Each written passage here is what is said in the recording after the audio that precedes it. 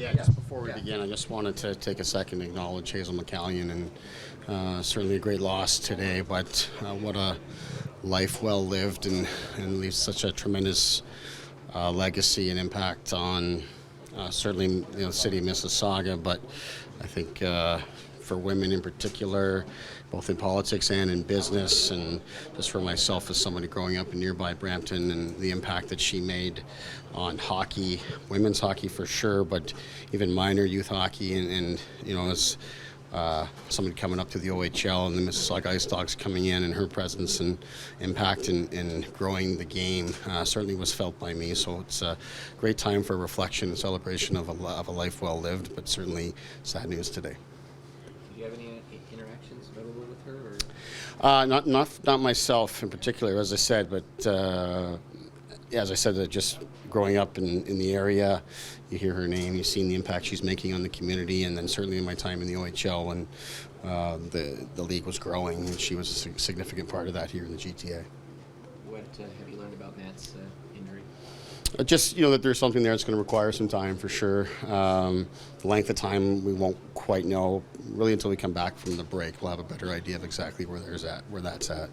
What have you heard about what Joseph Well's been doing down in Marlies? Just that he's been tremendously consistent, giving them a chance to win every night, at times being the reason why they're winning games. Obviously, got us off to a slow and rough start to the season given his injuries, and didn't get an opportunity to get rolling, but since he's been healthy, he really hasn't missed a beat. So it's a good opportunity for us to get him in here and work with him and get a sense of where he's at. What stood out most to you about Wall when he was up with your team last year for a little bit?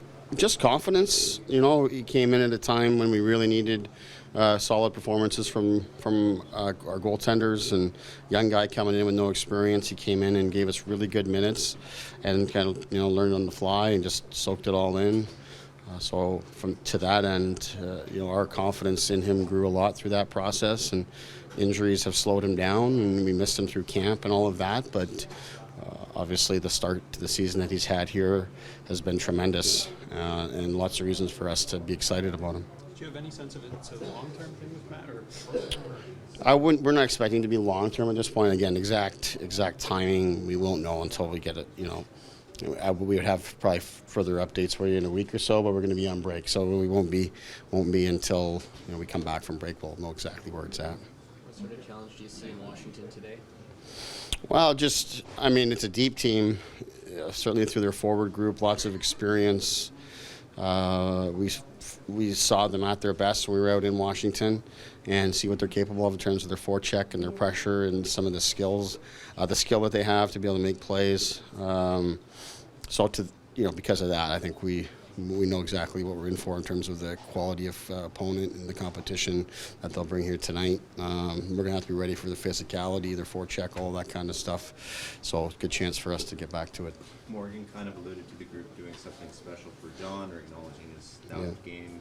What can you tell us about what's happened behind the scenes? Yeah, players organized a great moment for him and had his kids involved this morning as part of our meeting. So, tremendous opportunity to acknowledge a great moment in our captain's career. I think he's got lots of hockey ahead of him here yet, but certainly to get to 1,000 games is not easy, especially with the quality of those games that he's put in.